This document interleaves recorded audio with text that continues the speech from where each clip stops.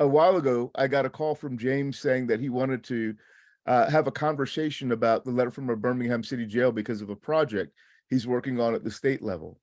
And we talked a little bit about it. And I asked if he'd like to sort of help us to think about the contents of this letter and the way that it is continuing to be important for us as people in America, how the letter itself continues to be relevant some 61 years later. To this day, it still has great significance. And he said, sure, he wanted to lead this conversation or lead us in conversation around this significant document. So I'm going to turn this over to him in a second after I do two things. The first thing I want to do is to remind you all that tomorrow night we have the environmental justice conversation about hog waste. And I would love for each of you to register for that conversation. Aaron is about to put in the chat the link for tomorrow night. So register for tomorrow night if you've not yet done that. And I encourage you to share that link with others. This should be a rich conversation. Mona Lisa Wallace is a brilliant attorney who has won 5 cases against the Smithfield Ham Company for their abuse of the people that live down these primarily poor Black and brown folk who are living in an area where they're being sprayed by hog waste. And the other person that's a key to the other 2 people, Corbin Addison is the author of the book Wastelands, which goes into great detail talking about what took place in these cases, and does a great job of making a almost novel of this true story, helping people to come to grips with the reality of it. So it should be a wonderful program, but we need to make sure that we're getting it out, that we have people across our environmental justice, climate justice worlds, and other social justice worlds involved in this conversation tomorrow night. So if you could help to spread the word and to make sure that you register, I'd be incredibly happy. James, I'm about to turn it over to you, but before I turn it over to you, I want to say that in 1963, when Dr. King wrote the letter from a Birmingham City Jail, he was part of a larger campaign to go into the city of Birmingham, which was nicknamed Bombingham because of the way that they were abusing, blowing up Black churches and the homes of Black leaders, and the way that they had continued to cause trouble in the significant way. But Dr. King, on April 12th, 1963, sitting in jail, receives a letter from 8 white clergymen in the city. I can imagine that he was probably fairly excited to receive this letter, thinking that he was going to find the solidarity and support and encouragement from his white colleagues in the Christian faith that he himself had long hoped for. But instead, this is what he heard. We, the undersigned clergymen, are among those who in January issued an appeal for law and order and common sense in dealing with the racial problems in Alabama. We express understanding that honest convictions in racial matters could properly be pursued in the courts, but urge that decisions of those courts should be in the meantime peacefully obeyed. Since that time, there's been some evidence of increased forbearance and a willingness to face facts. Responsible citizens have undertaken to work on various problems which cause racial friction and unrest. In Birmingham, recent public events have given indication that we will have opportunity for new constructive and realistic approaches to racial problems. However, we are now confronted by a series of demonstrations by some of our Negro citizens, directed and led in part by outsiders. We recognize the natural impatience of people who feel that their hopes are slow in being realized, but we are convinced that these demonstrations are unwise and untimely. We agree rather with certain local Negro leadership, which has called for honest and open negotiation of racial issues in our area, and we believe this kind of facing of issues can best be accomplished by citizens of our own metropolitan area, white and Negro, meeting with their knowledge and experience of the local situation. All of us need to face that responsibility and find proper channels for its accomplishment. Just as we formally pointed out that hatred and violence have no sanction in our religious and political traditions. We also point out that such actions as incite to hatred and violence, however technically peaceful those actions may be, have not contributed to the resolution of our racial problems.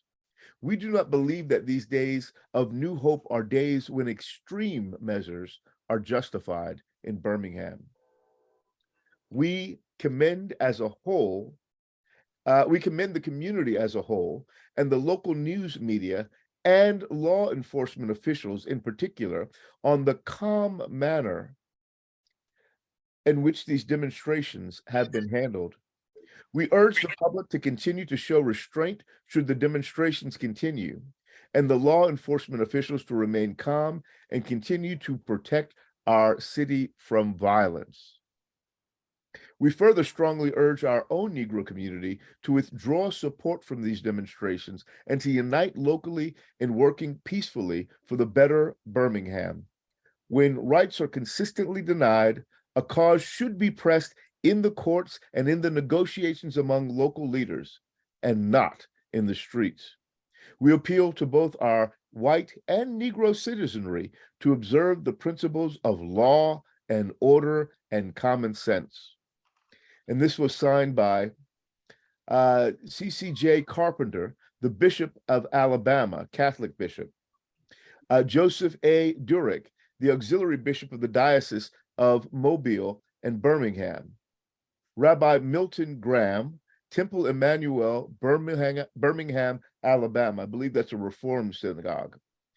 Bishop Paul Hardin, the bishop of the Alabama West Florida Conference of the Methodist Church. Bishop Nolan Harmon, bishop of the North Alabama Conference of the Methodist Church. And Bishop George Murray, the bishop of the Episcopal Diocese of Alabama. Oh, I'm sorry. I can't read one other person, but he was the head of the Presbyterian Church in Alabama. I've somehow or another missed his name, not because I'm trying to show deference to Presbyterians. But this is the letter that Dr. King received. And in response, he begins to ponder what went on and begins to sit down and to write initially on a few scraps of paper that were given to him by officers, I believe on toilet paper that he had present. There must have been some hard toilet paper, is all I can say. And then I continued to compose this on scraps that were brought to him by lawyers from outside until it became the larger missive that we have today. This missive is so important now. It has been under consideration in the PCUSA as a creed of the Presbyterian Church. I know that the Methodists and others are looking at this also as a document that they want to put into their own creedal materials as well. So this is a fairly significant text that Dr. King writes from Birmingham. As we think about the analogs of this, I would perhaps think about Paul as he writes his epistles from jail. It has the same kind of impact and theological import. Let me turn it over to James now. And James, please. All right. Thank you, Reverend Sadler, and good afternoon, good evening, everyone. I am actually downtown Durham in an office I share at the Center for Death Penalty Litigation. And I mentioned that because Amtrak and the train tracks are not too far from our office. So from time to time, train goes by. I may have to take a moment if we may get through this without, one just went by. So let's hope that's it for this part of the evening.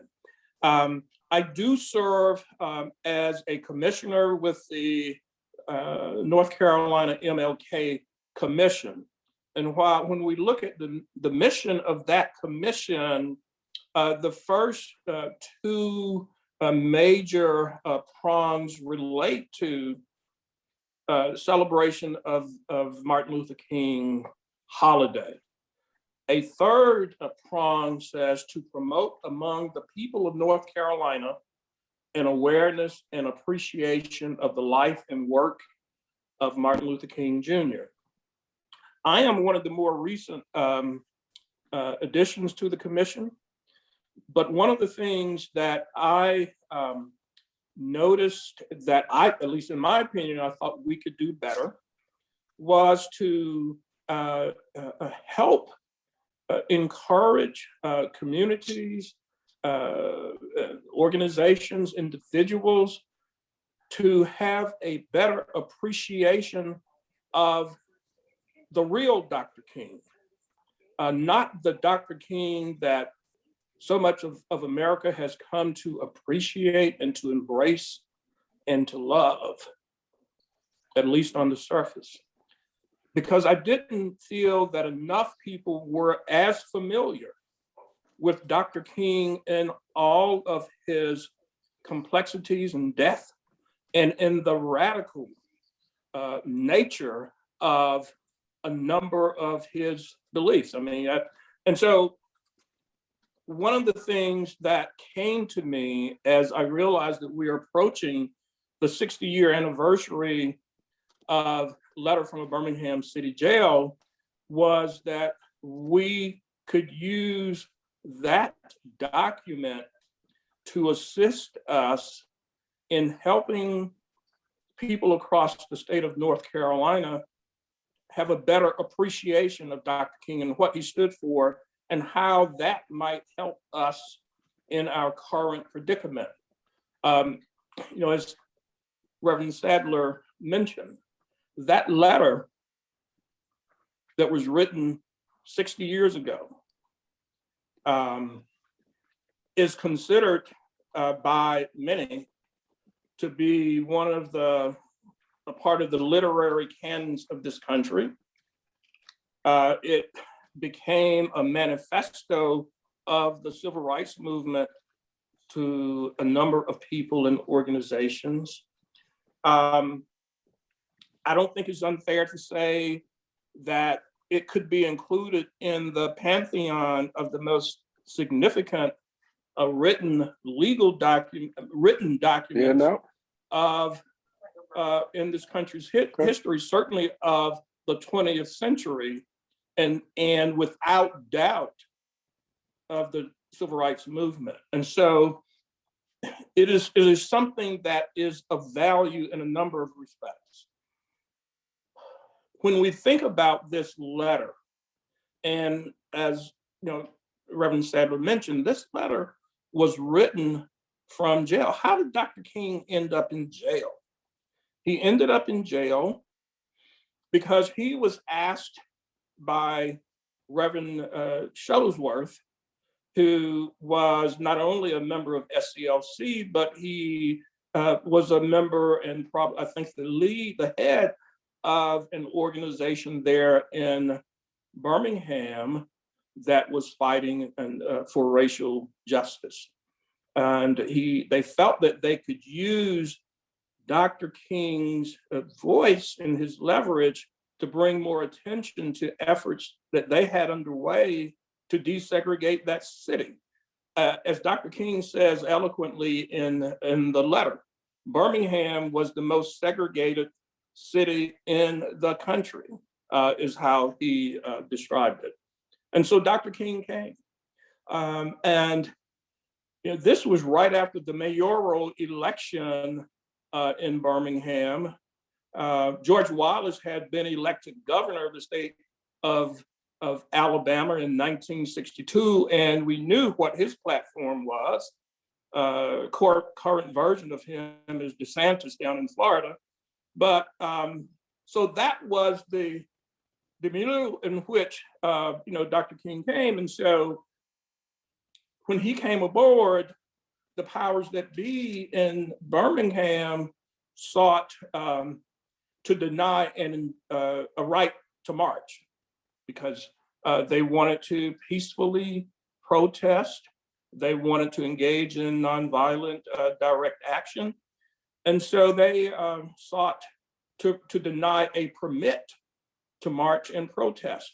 And not only did they do that, they got an injunction from a federal court to say you can't protest. And up to this point, Dr. King had made it was a point of his not to violate federal orders because it was his belief that ultimately the federal court was at least one recourse where on occasion they could get relief. And so up to this point, I don't believe he had violated a court order. But when this order was issued after thought and reflection, he and others in the movement felt that if they adhered to that order, it would do significant damage to the movement. And so they did plan a protest and a march even after the injunction was issued by the federal court. And then he was arrested, he and Shuttlesworth and several others. And the significance of the fact that they were violating an order, an injunction of a federal court is that, as I understand it, there was really no defense to that. In other words, you couldn't go into court and say, well, I'm not guilty because, we should be allowed to demonstrate or protest. And so the significance of that, I think, relates to the power of the letter, because he knew, and his lawyers knew, that if he engaged in this act, he was going to end up in jail, and that he was going to be convicted, but he did it anyway. And so the letter that the letters from the ministers that prompted the letter from a Birmingham jail, Reverend Sadler just read. But here again, they found themselves at a crossroad. There had to be some sort of significant response, because what was being said, and these, keep in mind, I think another point that is significant here is that the ministers, the faith leaders who crafted and wrote that letter were the supposed good people. They were the moderates. They were the ones who said, we don't believe in segregation. We think it is wrong, and we think it should be undone, but we just need more time to get it done. So they weren't the ones who were wearing the Klan robes and were, shooting and attacking people. They thought they were on the right side. And so it came as somewhat of a shock to a number of them, probably to most of them, when Dr. King had this letter from Birmingham jail published. And as an aside, just in reading and listening to information about the letter, even today, descendants of some of the drafters of that letter said that not only did usually it was a father, not forgive or took offense at what Dr. King did, but even 20, 30, 40 years later, their descendants felt that their parents had been, or at least some of them had been treated unfairly. So let's look at the letter. Let's take a look at the letter and talk about some of the key things, because one of the reasons that our commission is seeking to bring attention to this letter, to ask for engagement, reflection with this letter, is because we firmly believe that that letter not only is worthy of consideration for historical reasons, but when we look at the circumstances and the situations that we're in today, there are aspects of that letter that hold lessons and keys for how we might proceed today. And so what I'll do next is just look at, I'm not going to read the entire letter, but I might read portions of the letter that reflect or relate to some of the key themes. And one,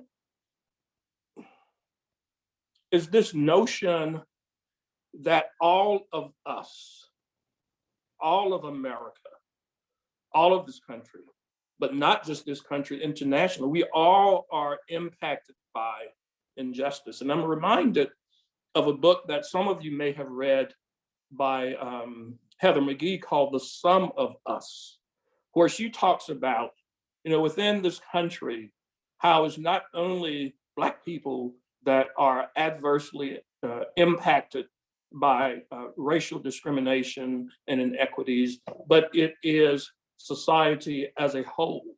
And that was what basically, in other words, Dr. King was saying 60 years ago. And this portion, because he was asked, what are you doing here? You shouldn't be here. We can solve our own problems. When outsiders come in, that just increases tension and it makes it more difficult to get things resolved. And in the letter, he says, I think I should indicate why I am here in Birmingham, since you have been influenced by views which argues against outsiders coming in. I have the honor of serving as president of the Southern Christian Leadership Conference, an organization operating in every Southern state with headquarters in Atlanta, Georgia. I, along with several members of my staff, am here because I was invited here. I am here because I have organizational ties here. But more basically, I am in Birmingham because injustice is here. Just as the prophets of the 8th century BC left their villages and carried their "Thus saith the Lord" far beyond the boundaries of their hometowns, and just as the Apostle Paul left his village of Tarsus and carried the gospel of Jesus Christ to the far corners of the Greco-Roman world, so am I compelled to carry the gospel of freedom beyond my own town. And then he talks about this phrase that we all have heard about injustice anywhere is a threat to justice everywhere. We are caught in an inescapable network of mutuality tied in a single garment of destiny. Whatever affects one directly affects all of us indirectly.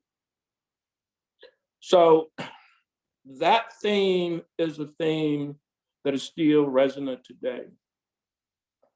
This notion that we should be patient, that we should wait, he explored in that letter, because that's what these ministers, these faith leaders, these people who say that we support you, we want to be a part of the solution, but just wait. And not too long after this letter, maybe a couple of years, Dr. King wrote a book, called "Why We Can't Wait."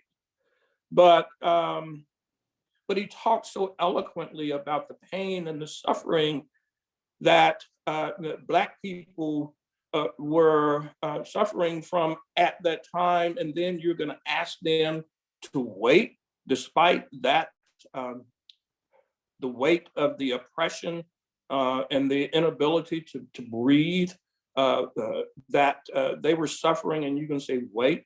And he said, wait almost always means never. He talked about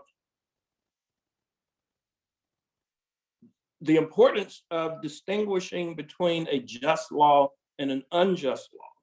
And I may be, I am paraphrasing here. And I think he basically said Christians have a duty and obligation to give thought to whether the laws are just or unjust. And then that raises the question of whether or not, as a person, as a Christian, as a good Christian, is there a duty to disrupt the status quo when you know that there's unjust laws being implemented within your society, within your state, within your town? And he said a better way to address this was nonviolent direct action. And that is why we're here in Birmingham. And that's why we are engaging in the activity that we're engaging in. And I'll just mention one other aspect of the letter. There are a number that we talk about, but I think another significant point that he raises is that the worst stumbling blocks to establishing racial and social justice in the society may not be the extremists like the Ku Klux Klan, but the moderates in the white churches who are content basically doing nothing.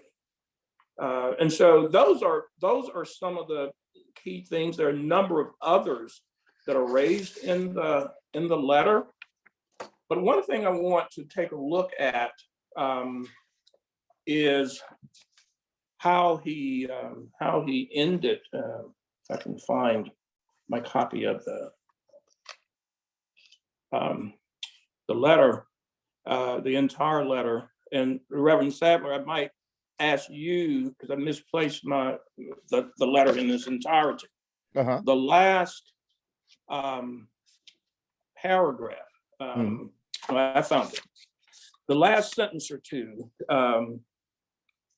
he says, if I have said anything in this letter that overstates the truth and indicates an unreasonable impatience, I beg you to forgive me. If I have said anything that understates the truth and indicates my having a patience that allows me to settle for anything less than brotherhood, I beg God to forgive me. I hope this letter finds you strong in faith. I also hope that circumstances will soon make it possible for me to meet each of you, not as an integrationist or a civil rights leader, but as a fellow clergyman and a Christian brother. The grace with which these are the people that he says, I mean, you are basically responsible for my people being held in bondage, but he still engages with them from a position of respect and dignity and love. That, I don't know. That is just something I can aspire to. I don't know that I have that capacity deep within me, but I think that's an aspect of the letter that I don't know is given enough consideration also. And so, I mean, there's a lot more I could say, but this is supposed to be a conversation. And I would like to hear from others. I will say, though, that one of the things that we hope to do, and by we, I mean the Martin Luther King Jr. Commission, is to,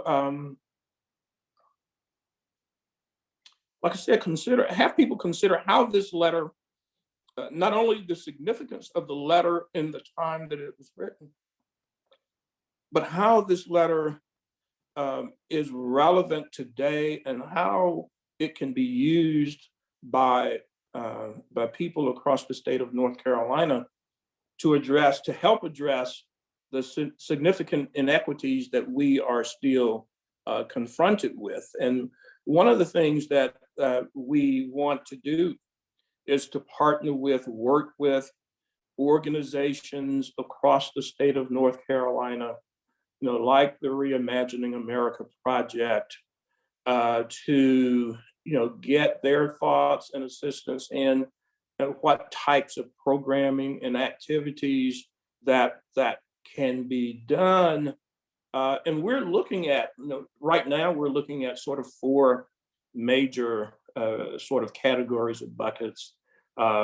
the religious leaders and the faith community, educators, especially those who are working with youth and youth groups. We're looking at civic organizations, and then we're looking at youth and young people, college students, high school students, also that we want to connect with. And so we're going to be, we're in the final phases of coming up with a draft of a working plan. We're going to reach out by way of email to leaders of those groups or organizations. I can tell you that there are several groups have already indicated willingness to engage in this effort, including groups like the North Carolina Council of Churches, the North Carolina Justice Center, which is a education advocacy group seeking to make sure that students in schools, public schools in the state of North Carolina are treated fairly. And there are other organizations that have expressed an interest in supporting this effort. And I hope Reimagining America Project will also. So I'll leave it there for now. I'm happy to answer questions. And Reverend Sadler, Yeah. I'll turn it back over to you to sort of move this conversation along. Well, I will love to do that. Do you mind if I read about 2 quotes? I'm trying to limit myself in this piece. I just want to read 2 quotes that sort of emphasize some of the points that you said. One is one of my favorite lines all times. If any of you have ever heard me speak in public, you've probably heard me state this quote. We must come to see that human progress never rolls in on wheels of inevitability. It comes through the tireless efforts and persistent work of people willing to be co-workers with God. And without this hard work, time itself becomes an ally to the forces of social stagnation. Right. One of the other quotes that gets me, and this one gets back to the point that you were making about it'd be nice to be able to awaken clergy to do something. I can almost imagine having a campaign called Getting It Right, which utilizes this framework to say, we've gotten it wrong for 60 years. It's time that we got it right as clergy and did something about it. He says, I felt like white ministers, priests, and rabbis of the South would be some of our strongest allies. Instead, some have been outright opponents, refusing to understand the freedom movement and misrepresenting its leaders. All too many others have been more cautious than courageous and have remained silent behind the anesthetizing security of the stained glass windows. This is truly a challenge to all people.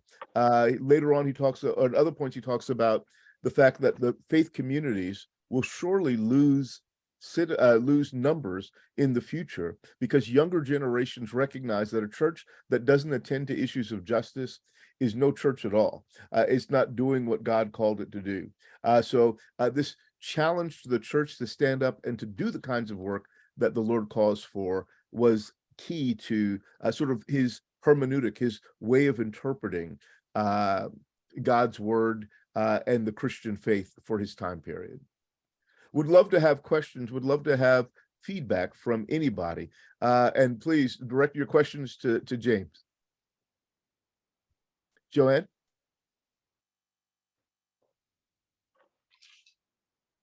Evening, everyone. Evening, James. I loved what you said. And I would just like to say, I'm going to tie in 3 things of your work in North Carolina, this particular project. And you're asking, so the thing that jumped out at me when I was rereading the letter was, I'm here because injustice is here. And I just kind of got a visualization while you were speaking of, I think the issue of intent is mentioned in here. You start bringing outsiders in, all this other kind of stuff, so we're always dealing with that. The impact of what you're going to do. So everybody wants to minimize. I mean, impact, I tie impact in with, we want you to wait because they don't want to deal with the impact of it. But the biggest thing I'm thinking about within this conversation right now is proximity. That it's very difficult for people to think that just injustices has something to do because they don't live along the I-85 corridor. All right.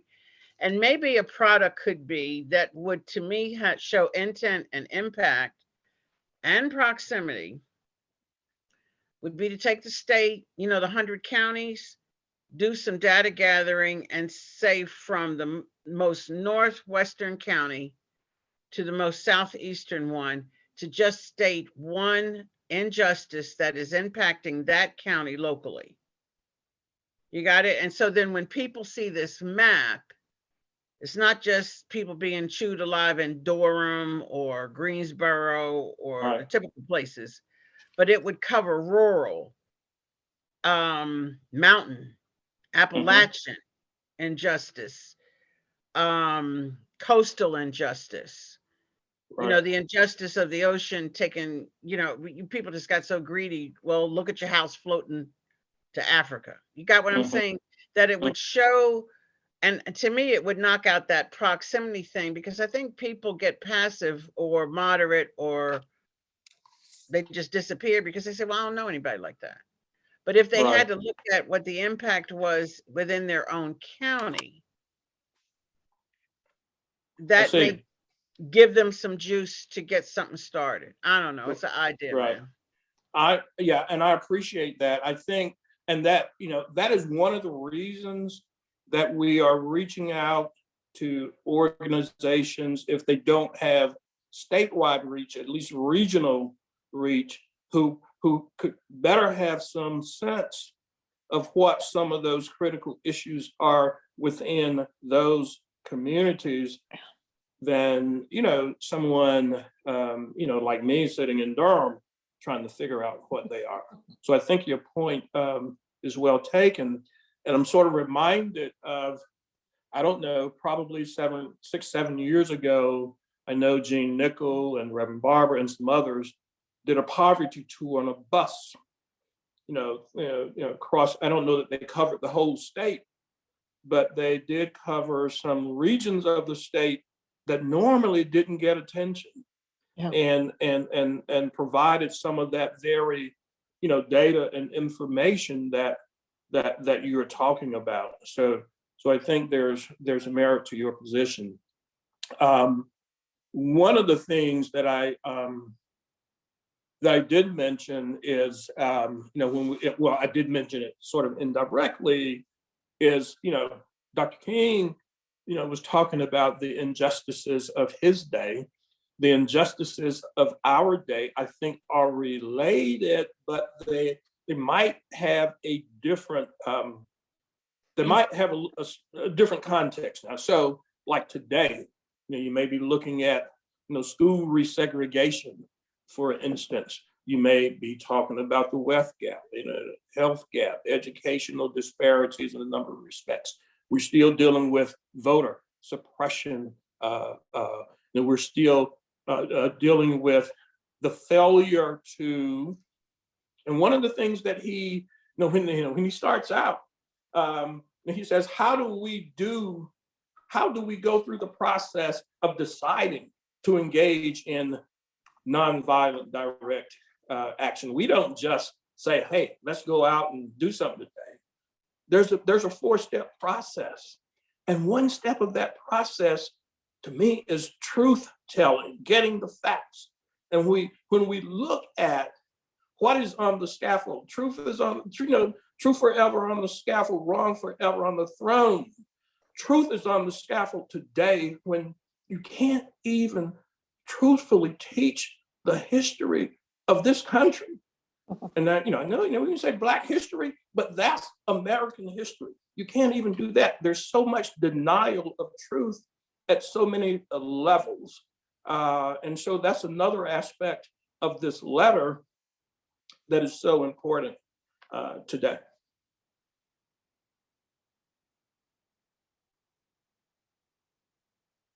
Doug?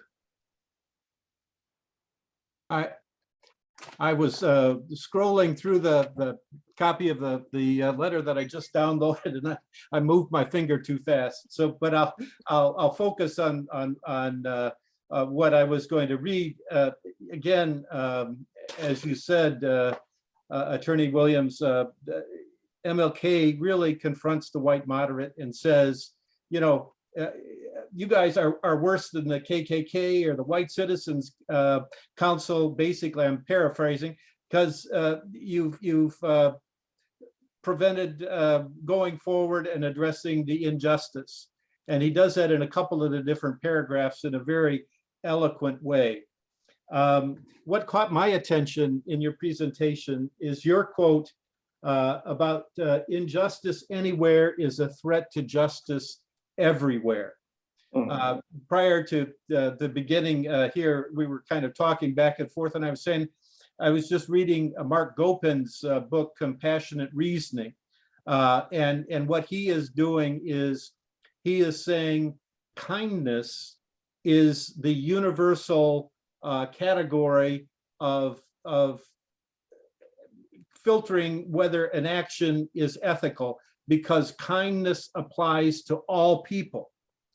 And it's difficult for autocrats and demagogues to twist truth in a way that excuses that as kindness.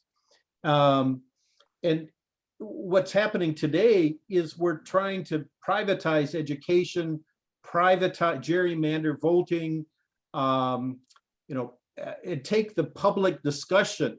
And what Mark Gopin is reflecting what Martin Luther King's saying is justice happens where there's kindness, and where people like myself live in a bubble and just kind of, because of privilege, can say, I can do whatever I want and it's not important for me to be connected.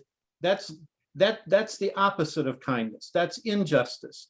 And so the argument for justice and kindness, it's the way we have justice is we have public conversation, we have connection, we have kindness shared. And so it's a lame excuse for anyone to say, well, I don't live in that neighborhood, or I don't go to that school, or I don't live in that state. Because the reality is the moral, ethical life is that it's understood through the lens of kindness and proactive righteousness and connection. And that's what MLK is getting at here. The white moderate is saying, oh, I live in a bubble. Let's be nice to each other. And that just has perpetuated the privatization and the accumulation of power. So MLK really was, he was prophetic in so many levels. Right. Amen. I totally agree with that. And, you know, even if we, you know, this thing of people sort of living in bubbles, and you know, there are people who consider themselves good people, and they are, quote, good people, I think.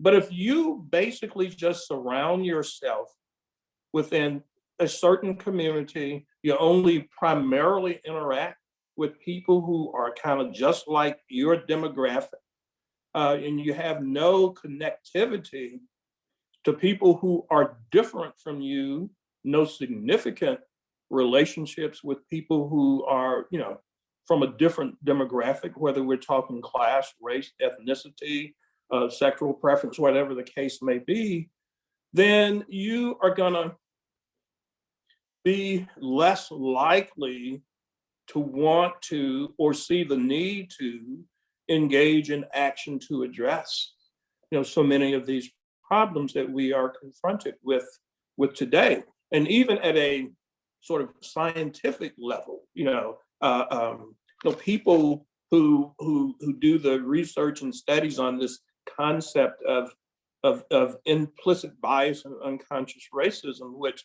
we talk about or used to talk about quite a bit. One of the ways to help sort of neutralize that to some extent is to actually go out of your way and engage with people who are different from you. And so I think you said a mouthful there. Yeah. You know, there was something I was listening to, and I can't remember what it was, but Dean Hall, I think he was I don't know who was dean of a divinity school or a chapel, maybe the National Cathedral. I can't recall, but I know I wrote down, and it may not be word for word what he said, but I think it's, this concept of tension. And it's sort of similar to what, Brian Stevenson, who is sort of saintly in my mind. One of the quotes that sort of stick in my mind with him, and that is this concept of getting comfortable with being uncomfortable. Mhm. Most of us don't like tension. And quite often, in order to get to justice, there has to be a tension. And what Dean Hall said, and he was speaking to in regards to a letter from Birmingham City Jail, he says, tension in every faith community. So there's tension in every faith community. Are we a prophetic community that is disturbing the peace and the service of a higher being? Or are we protectors of the status quo? And he goes on to say, King is arguing with the white moderate and using the tradition of Paul and Silas and saying the depth of the tradition is actually that we represent, in other words, turning things upside down to get to justice. Amen. And I kind of like that. Yeah. That view. And I in think, the I mean, church, we teach each other that justice is being nice to each other. No. You know, when did we hear a sermon about, justice is not being nice, but being uncomfortable because we've tried to get to know each other, and we know when we do that, there's going to be misunderstandings and hard feelings and all the rest. Amen. I wanted to point out, I know that we're getting close to time, but I see Claude has had his hand up. I want to make sure that we get his comment in. Yes, thank you, and apologize. I had some computer errors and issues. I just wanted to ask, and I appreciate your profound and proficient knowledge of it, of the letter and your interpretation of it. But I wanted to ask about the response of the clergy after. Do you know how they responded or how they reacted to it? I don't know. I did mention, that I've heard, and this is, I think, Julian Bond, who, was a wealth of knowledge and knew a number of the people involved and had conversations with the sons of at least two, if not three, of the ministers, and the ministers who wrote the letter to Dr. King. And it's my understanding from him that the drafters, at least those three drafters, never forgave Dr. King, felt that he had wronged them, and at least one or two of the sons felt the same way. Yeah. I think that there was a more positive response.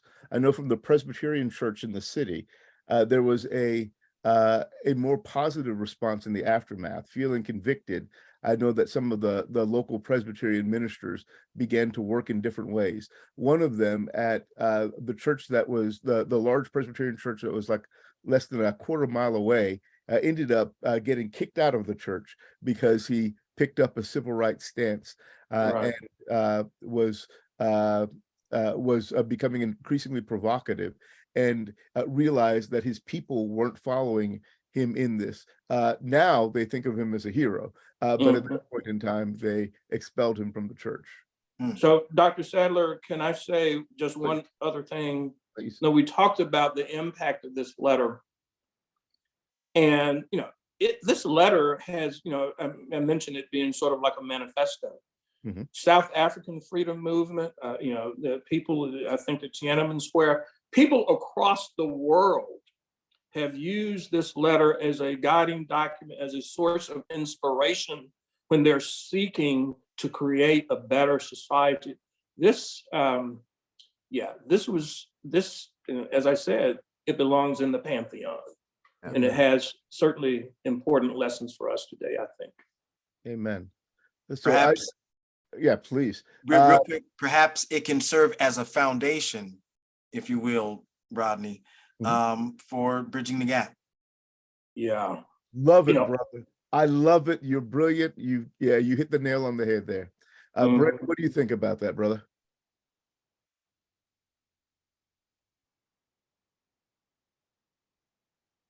You hear me, Brent? There you go. Yes, sir. Yes, no, amen to that. I love that. Yeah, Mhm. it was refreshing and challenging reading that letter again in preparation for tonight.